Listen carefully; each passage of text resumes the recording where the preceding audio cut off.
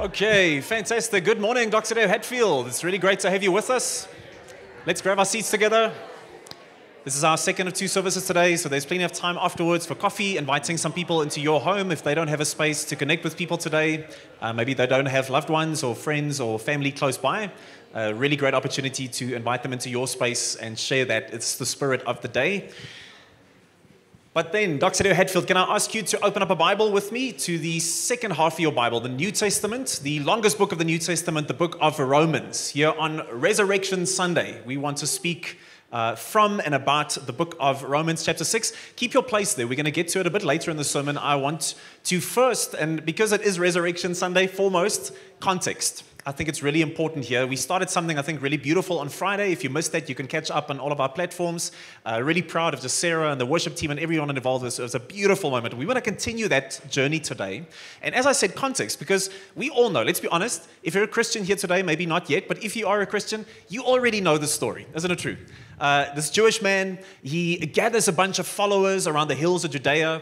And these passionate followers are convinced of the fact that he is the Jewish Messiah, the one who had come to restore the glory of Israel, stand up against the oppressors. And these followers called disciples, they follow him passionately because he speaks with this authority. And he walks with this kind of regal, identity, this destiny.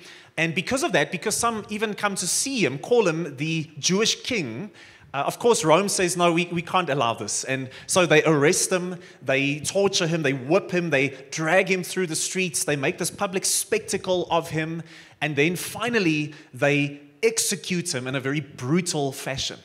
And that's the key of the story at that point, because in that moment where his execution, his death so publicly is final, it also means that is probably the end of his movement for his people, his followers, his disciples. As he dies, the story also ends with him. And we, of course, know that his name is Simon Bar-Giora, right? Are you thinking I'm speaking about Jesus? You see, the details of these stories, how can these be so similar? And the reason is because the idea of a Jewish Messiah, of a Savior in the first century wasn't a novel idea. In fact, it was very common. Simon Bar-Giora, you'll even see some of the inscriptions still of him being dragged through the streets of Rome by the Roman soldiers. This idea of a Jewish Messiah, of a Savior rising up, it was very common. In fact, Simon Bar-Giora was one of many in his day that believed in his heart that he was the Messiah, come to restore the glory of Israel. And even though his story is very striking and tragic, it's very predictable, the pattern.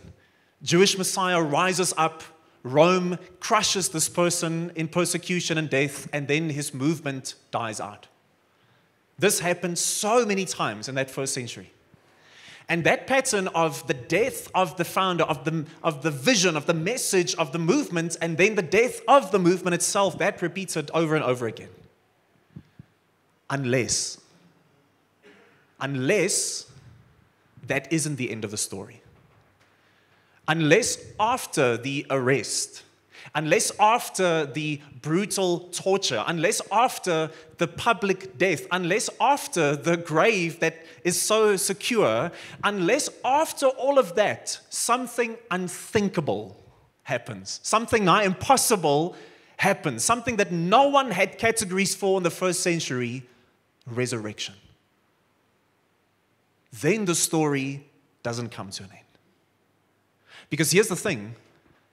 Simply having the life of Jesus of Nazareth, simply having the teachings and the miracles of Jesus of Nazareth, I could even say, even simply having the gruesome death that we spoke about on Friday of Jesus of Nazareth, all those things alone would not suffice, would not have the power in them to change everything for everyone, to make everything new. No, without the resurrection of Jesus. Jesus is just another in a long line of Simon Bar-Gioras.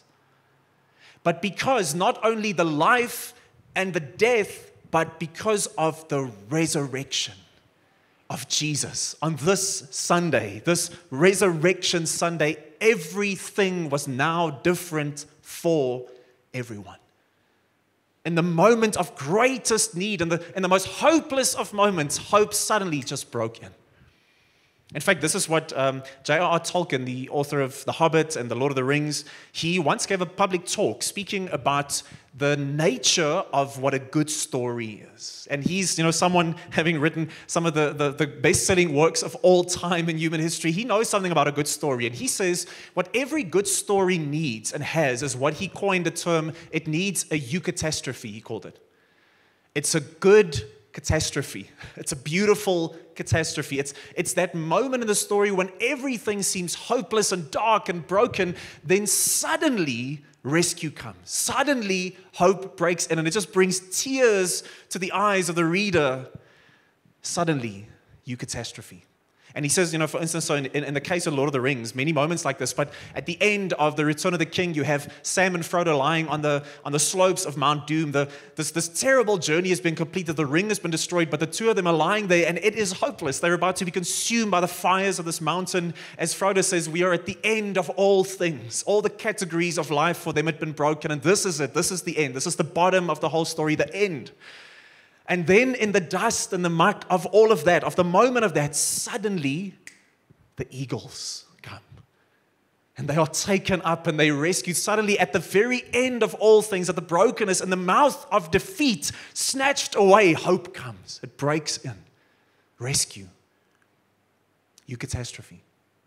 And now, Tolkien, being a very deep and committed Christian himself, he says in this talk, that in the Christian story, in the human story, the story of humanity, when everything seemed most lost and hopeless, humanity is at this place of brokenness. He says the birth of Jesus was the first and great eucatastrophe. And the moment where humanity seems lost and broken, in that moment, God comes incarnate into the human story. At the moment of loss, eucatastrophe. Everything is going to change. But then he says, even greater, he says, but then in the story, not just of humanity, but in the story of Jesus, not the life, not the death, but in the resurrection of Jesus, we have the greatest and the final eucatastrophe. He says here, when everything seems lost, everything is dark, we're at the end of all things, all categories have been broken. Here he says, when all is lost, hope breaks in. That's why on this Sunday, for 20 centuries, for 2 millennia now, on this Sunday, people from every tribe and nation and tongue all over the world and history, billions, uncountable billions, have on this Sunday they've given each other this called the Paschal greeting. One person says to the other, Christ is risen, or He is risen, and the person replies with, He's risen indeed. It's the life and the death and the resurrection of Jesus that changes everything. Apart from the resurrection, Jesus is just another Simon Bar Kokhba. Because of the truth, the historical truth of the resurrection today, everything can be different for everyone. We can't, I think, put ourselves into the mindset of the early followers of Jesus. When they, on that Saturday, that Friday, when they had so believed in who Jesus was, and then to have in a culture of shame and honor, have something so dishonorable, so shaming, we spoke about on Friday, happened to him, this public crucifixion, unspeakable horror. We can't imagine where they were psychologically. So then to think that Sunday, they don't have categories. Jewish people didn't believe in one person getting resurrected in the middle of history. They believed at the resurrection of the end of all things, of all people. And then Greeks and Romans, all these people, they had no categories for this. So could you imagine those followers when that Sunday, He appears to them? It's game on. It's eucatastrophe. Everything is different. Now the new creation is going to begin. And it makes all the difference. The more we turn the diamond of what it changes, the more we see that everything is affected. So it changes everything for you, the person.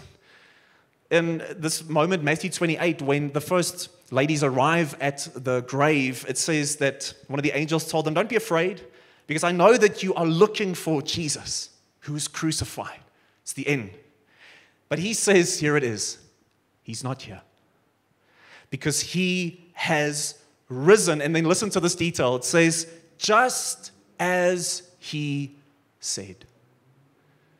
He is risen just as he said. I love that last little detail because it's so personal. He's saying, yes, this cosmic thing that has happened, it is just as he said, which means what? You can trust him. You can put the full weight of your life into him. You can entrust your past, your present, your future. You can entrust your sexuality and finances and decisions and life and calling and purpose, your eternity. You can trust him just as he said. He's not here. He's resurrected. You know, I've said this before, when I went to Abseil for the first time, I'd never done this before, so as I'm moving over, I'm strapped and I'm moving over the kind of precipice, and I'm seeing the sheer cliff face. It was really high. My eyes just crossed suddenly, and I'm like, oh my word, I didn't think I had issues with heights, but apparently I do, because this is really scary stuff. And the instructor says a blasphemous thing, a crazy thing at that moment. I wanted to slap him, but he was too far away. He said, I want you, Joe, to lean your full weight into the harness. Lean back, lean into the harness. That's the only way it's going to work. You can't worm kind of awkwardly down the cliff face like this. You have to lean your full weight into it. It's the only way. You know what Jesus is saying here at the end of all things, eucatastrophe, it has happened just as I said. You can trust me, lean your full weight into me. Every bit of brokenness and disappointment, every bit of guilt or shame, all your sin, your past, your present, your future, you can rest it in me. You can trust me. And what does he do with that? When you fully rest in him, what does he do with your past, present, and future? He says your past, that you feel doubt about, that you've got guilt or shame about, he says your past dealt with. Your past dealt with. Paul says in Romans 4:25, yes, he was delivered up for our trespasses, our sin, but he was raised. He was raised for our justification. This big theological word that simply means to stand before God justified, just as if you have never sinned, just in the eyes of a righteous God. He says he was raised that Sunday. He is risen. He's risen indeed, so that your status, your identity, your truth into all eternity would be justified. Your past that's dealt with, your present. Oh God, but I'm wrestling and I'm struggling, and at times I'm not sure if my track record is good, if I'm getting this right. I ask people, how's it going in your faith? And they say to me, I'm trying my best. But here we see a different reference. He says, your present, it's secure in God. Not secure in your religion, not secure in your track record, not secure in what you have done. It's secure in what he has done. And not simply his life and death, the stamp of approval of the resurrection. Paul says to the church in Corinth in chapter 15, verse 17, if Christ has not been raised, if only Friday but not Sunday, he says, then guess what? Your faith is worthless. You're still in your sin. All the church going, all the singing, all the worship, all the outreach, all of that, it means nothing. So the implication is so powerful. He says, but then if he is and he was resurrected, it means your identity is now secure in him. And your future, I don't know, I'll really have to do my best. I'll have to, keep on the straight and narrow. I'll have to make sure that I don't tip the balances the other way again. No, he says you can't live like that. You have to fully lean into the finished work of Jesus. Your future, it's set. It's done. Said Friday, tetelestai, it's finished. So Paul says, he continues, he says, but as it is, Christ has been raised from the dead. And guess what? He's the first fruit of those who have fallen asleep, who've passed away.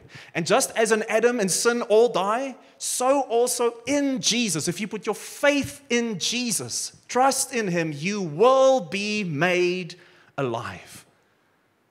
Put your full weight into him. On Sunday, he says, you can trust me.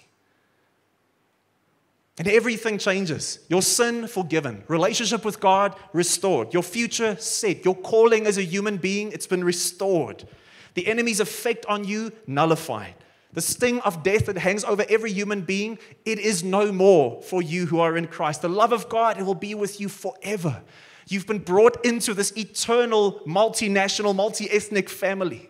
The presence of God will be with you forever because of the Spirit who resides now in you. And your life can matter literally into eternity. It's all because of his resurrection. Eucatastrophe, he says, man, he's risen. He has risen indeed. It changes everything. But it changes even on the large scale, not just on the personal. It changed history. We have to realize this.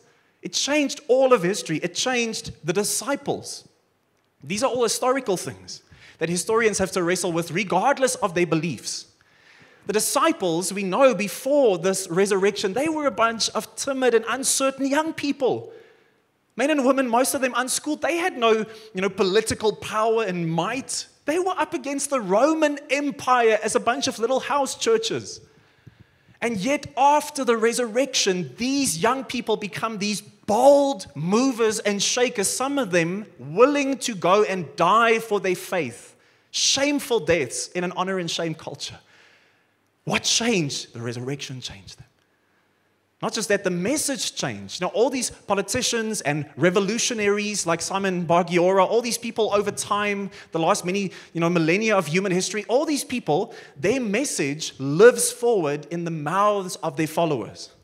So they say, we believe in the movement, we believe in this calling, and we speak of what our founder, what he or she said, it lives on in our mouths. But the early followers of Jesus did not say the Jesus movement lives on because his words are still in our mouths. No, they were saying the mouth that spoke them is alive.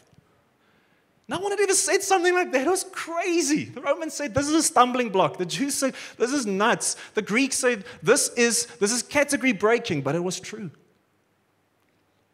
Even worship changed. Friends, this we have to wrestle with. Historians of every ilk, atheist, agnostic, wrestle with how could this happen? Jewish people, for centuries, for millennia, had something that was beyond sacred. As South Africans, unless you're Jewish here today, you wouldn't understand how sacred this one day of the week is, Sabbath. On Saturday, we gather, we honor God. There's nothing that is as sacred as the Sabbath for centuries. And then, in the early Jesus movement, of which most were Jews originally, not in a couple of decades or 100 years later, but overnight, these Jewish people stop gathering on Saturdays and they start gathering on Sundays. Why? Because the resurrection is the end of the story.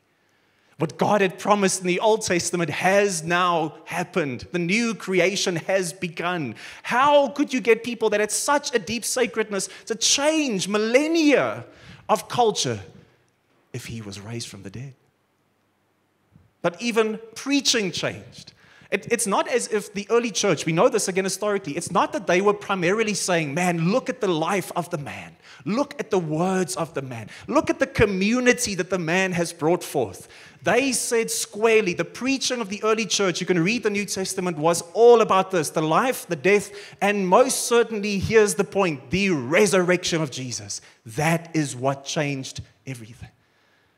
But even religion changed. Friends, we know this historically, that there were two people, that day that Jesus got crucified on that hill, two other men got crucified next to him. Two other criminals got crucified. And guess what? We don't know the names of those men.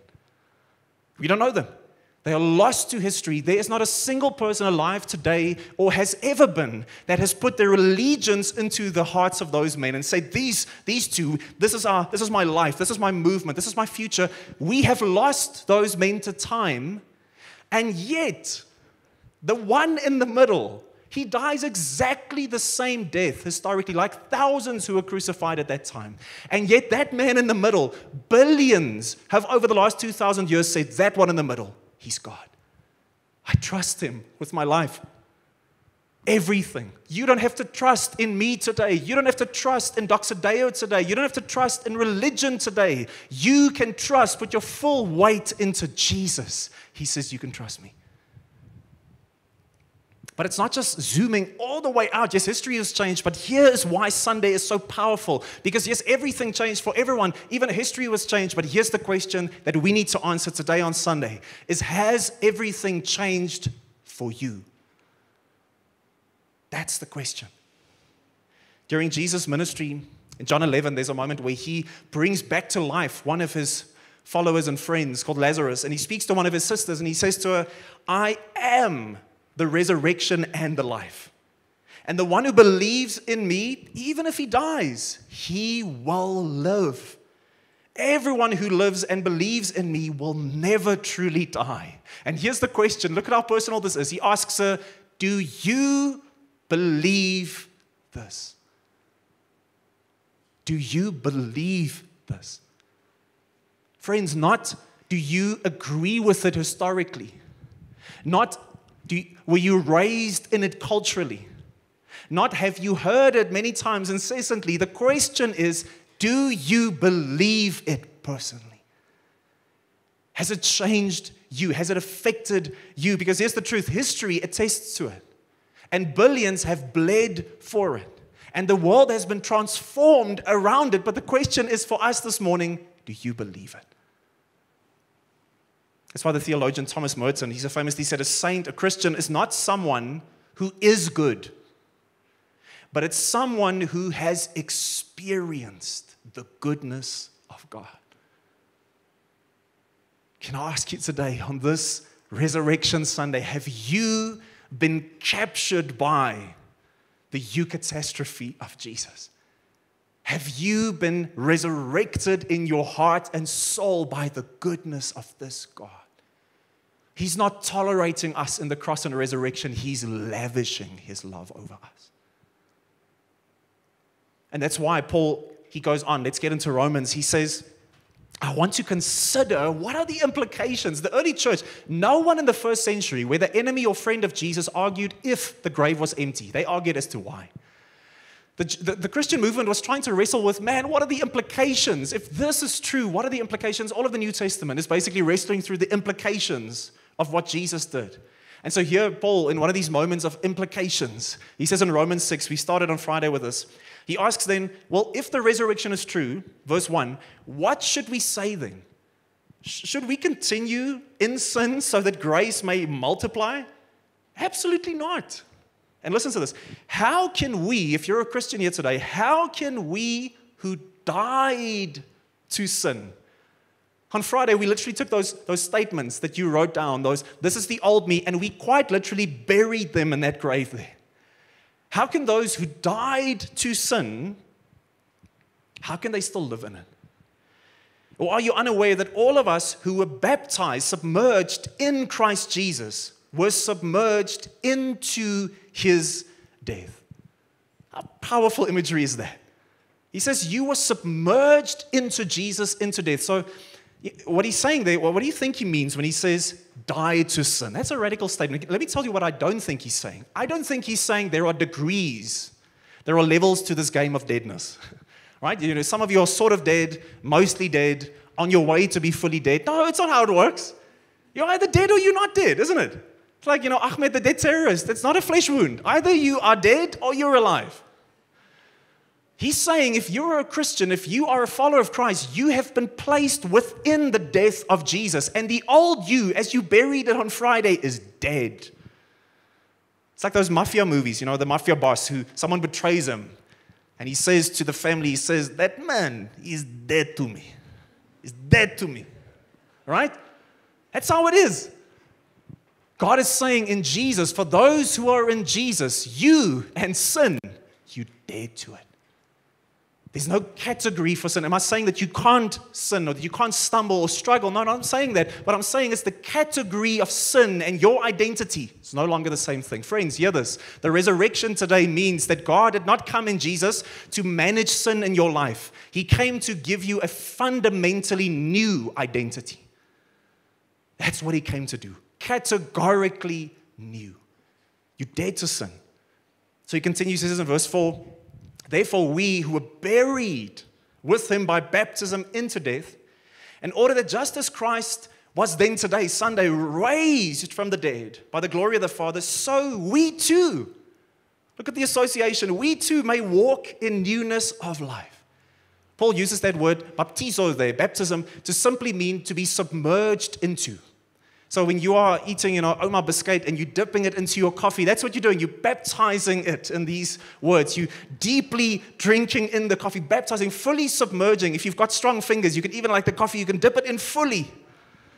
he's saying when you put your faith in Jesus, the moment that you put your faith in Christ, He's my Lord, He's my Savior, I lay down my sin and my guilt and my shame and my pain before Him, I believe in who you are, Jesus, the Holy Spirit takes you and submerges you fully into Jesus. And your old identity is submerged with Him in death. And you are now not slightly better, new leaf in life. He says you have a new identity that literally raises up out of the grave. So radical. And then he says, you are unified. Read there, verse 5. If we have been united. It's a horticulture term in Greek there. He says, the old you, the dead plant, has now been grafted into the life of Jesus. He says, you've been united with Him in the likeness of His death, fully submerged in His death, the old you. So that certainly also you would be in the likeness, raised into His resurrection. Radical truth. Friends, can we just stop here for a second and just ask, do you, if you are a Christian, do you take note of the power that has been given to you? The force that God has done, that He has accomplished in you. He's not trying to give you just a new, a second chance. Just make you slightly more religious than you used to be. Have, other things to do on a Sunday. He's saying, I have literally come to end your old identity and raise you anew. Who's going to challenge that, by the way? Paul says in Romans 8. Who's going to stand before the creator of the universe and say, this one that you have resurrected to new life in the blood of your Son, I challenge that identity. Who's going to do that? What sun or star system or Satan? Who's going to do that? No one.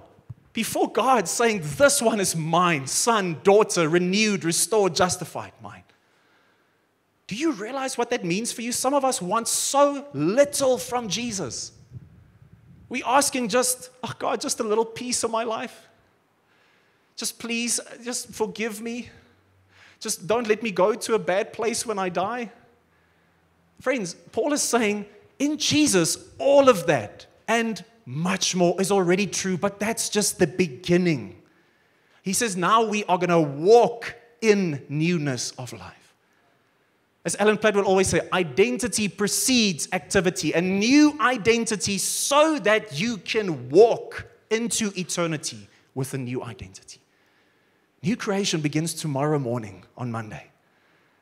It began in Jesus, friends. That's why C.S. Lewis, in his book Miracles, he says, the New Testament writers speak as if Christ's achievement in raising from the dead was the first event of its kind in the whole history of the universe. He is, Jesus, the first fruits, the pioneer of life. He has forced open a door that has been locked since the death of the first man. He has met, fought, and beaten the king of death. And everything is different because He has done so. This is the beginning of the new creation. A new chapter in cosmic history has opened. Friends, in Jesus, the new creation began, and it can begin in you. So do you realize what that means for the potential of your life? To not just be a slightly more religious person, but a new person. Friends, the people of the early church were not impressive people. And a lot of them were some crooked and broken people like you and me at times. Peter was a coward. Paul was a brutal man. Most of the prominent women in the early church had very questionable pasts. And yet Jesus took them, and over Easter, He rewrote their stories. And they became some of the most influential people in the history of our planet. That's what He wants to do in your life. New identity, new future. And so he ends here very practically. He says in verse 11, so you too then, if the resurrection is true, then you too consider yourself. Some of your translations might say, count yourself. Consider yourself how? Dead to sin and alive to God in Christ Jesus. That Greek word that to consider, logizomai, is an accounting term for all the CAs in the house here this morning.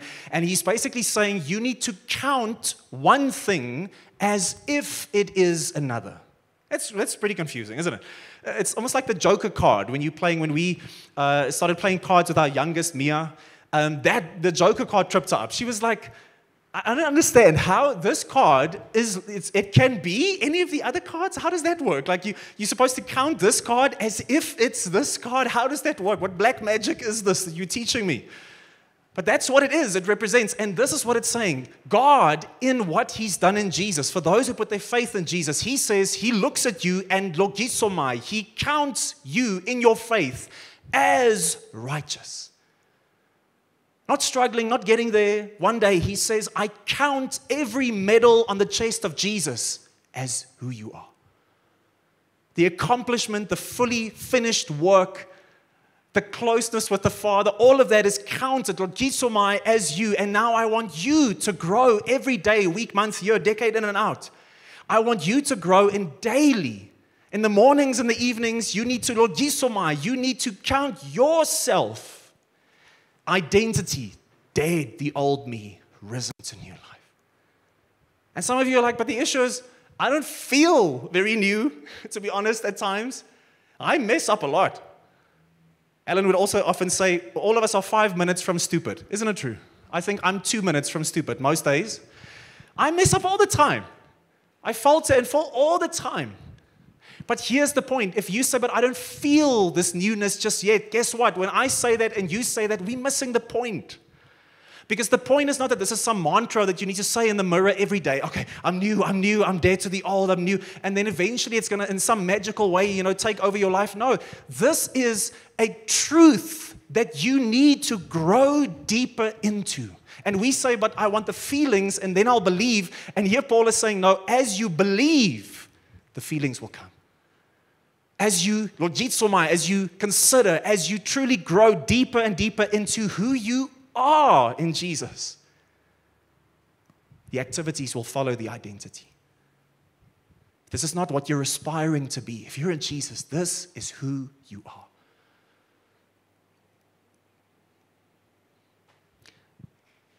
The picture that I want you to see is that of metamorphosis. The Bible uses it often. And I love it because it's so radical, it's so final. If you think about this caterpillar who then becomes this butterfly, the Bible says that's what happens with us if we are in Jesus through faith. And what I love about this picture is it doesn't leave in between stages open, religiously like we would want to. I need to control this thing. I need to be a good person. So you see like butterflies awkwardly taking off with like half of a worm kind of body and just one wing and trying to make life work. Or you see this butterfly, half of it is just the face is still this caterpillar and one little small wing and a big wing. You don't see that, do you? No, there's something that in essence has happened so radically through this process that if you look at the two, the caterpillar, this fat, ugly caterpillar, and this beautiful butterfly, those two things look like they are literally in two different categories because they are. And the essence of what a butterfly now does, being just a butterfly, is it no longer tries to imitate what it used to be. You don't see a butterfly awkwardly crawling with its wings like over the floor and lying on a leaf, trying to blend in. No, it does what a butterfly does because it is. And Paul says, do you know what's happened with you? Metamorphosis. And the deeper the identity of the new sinks in, even in your lowest moments, in your worst moments, this is not your aspiration, this is who you are. Count yourself as. It's the reversal of that we see in Genesis 3. Mankind, as we sin, we embody this identity of sin. Because we have an identity of guilt, shame, and pain, then we live like that. An identity of sin leads to a life of sin. It leads to this deep sense in the heart of every human being that's ever existed that they can't fully put to words, that I have this unshakable guilt and shame in my heart. This guilt that I have done wrong, this shame that I am wrong. And therefore, guess what? Jesus says, I have not come to this earth to move the deck chairs of sin around the boat of your life. I have come to fundamentally change your identity. What mankind needs is not religion and best practices and a bit of stoic religion or whatever it is. What it needs is a brand new identity. And the resurrection Sunday means identity has come. Eucatastrophe. He's risen. He's risen indeed. And that position of yours, it's secure in Jesus because he said on the cross, like we said on Friday, Father, why have you abandoned me? so that you would be embraced by him. Friends, that's an identity that must sink in. And guess what? It is difficult, isn't it? We joke often about, it's easy to get the Israelites out of Egypt, but you get Egypt out of the Israelites. Much more difficult, isn't it? When I was born and bred in Bloemfontein, my wife as well, and our sisters and brothers, everyone, they all went and studied in other places, but our calling was in Bloemfontein, so we stayed there. So in 2019, when we moved to Pretoria for the planting of Hatfield, we'd been in Bloemfontein for 30 years. Now, guess what? If you move to this city, you come to this new city, it's easy to get, us out of Bloemfontein, but it's difficult to get Bloemfontein out of us. Because we come here and we're like, people speak about winter in Pretoria, and I'm like, when's the winter going to happen? Like, it's like really warm here all the time. Like, I know winter, and you guys speak about winter, but I haven't experienced it yet. Or traffic, I used to think about traffic in Bloemfontein. Oh, the traffic's so bad. Then you come to Gauteng, and you're like, oh, okay, so this is traffic. Now I understand. Scales have fallen from my eyes. This is the meaning of traffic. It's easier to get you out of Bloemfontein, getting Bloemfontein out of you. Getting their identity into you. I still can't think of a better cinematic example than The Princess Diaries. I know it's every gent here, it's his favorite movie, I know that. But in this movie, the struggling, New York City artist, through this whole, round of events, she realizes, she's told that you actually are you are in a lineage of royalty of this obscure little European country. So they're not saying, okay, now you must become royal, you must earn royalty, you must strive to it. They're saying, because you are royal, live into it. Become more of who you are.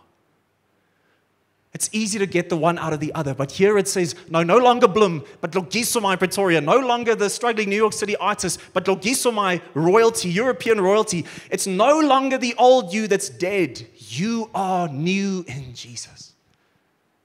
This is who you are. And so to end today, this eucatastrophe of today, of He's risen indeed, my question is, has it become yours? Has it become the banner over your life? The newness of life?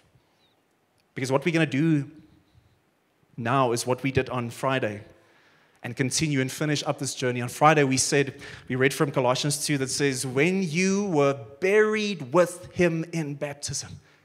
And many of you took those statements of the old and wrote it down, and I see some of you guys, you crumpled it. I could see the passion in that, and you buried it in those grave sites, as it were, there. That it can't end there, because it must go to new life. I was made for more. I was made to follow in the footsteps of my King and Savior. And so he says, yes, you were buried with him in baptism, but here on Sunday, in which you were also raised with him through faith in the working of God who raised him from the dead.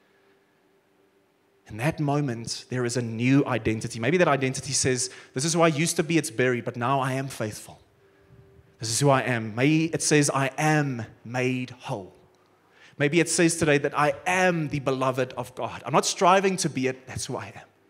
I'm going to grow into it, but this is who I am. This is as close. I want to set up my LinkedIn profile, and before I get to this is what I can do in my skill set and my background and my studies, no, I want to start almost and just say, who I am. This is who I am. I'm the righteousness of God in Jesus. It's my identity. And so today, as you got your hands dirty on Friday, saying, go and bury those things. We love just making a mess here on a Sunday and a Friday for all of you guys. So everyone on Friday, they had just like soil over their hands. Beautiful, love it. And today, we're going to get your hands wet today. Because as it says, buried into the picture of baptism, as you are raised out of those waters, a new identity raises up. And so today, I'm going to ask you to come forward when you are ready, as we're going to respond in worship. And as you consider, don't do it quickly even. As you put your hand into the water, take out one of these statements of identity, hold it there for a second, and just realize, man, when all was lost and hopeless, when I was broken, when I was lying on the slopes of Mount Doom, as it were, in my life, he came, eucatastrophe. This is now who I am. And I'm going to grow into it because this is truth. Let me pray for us. Jesus, thank you that today you are risen indeed.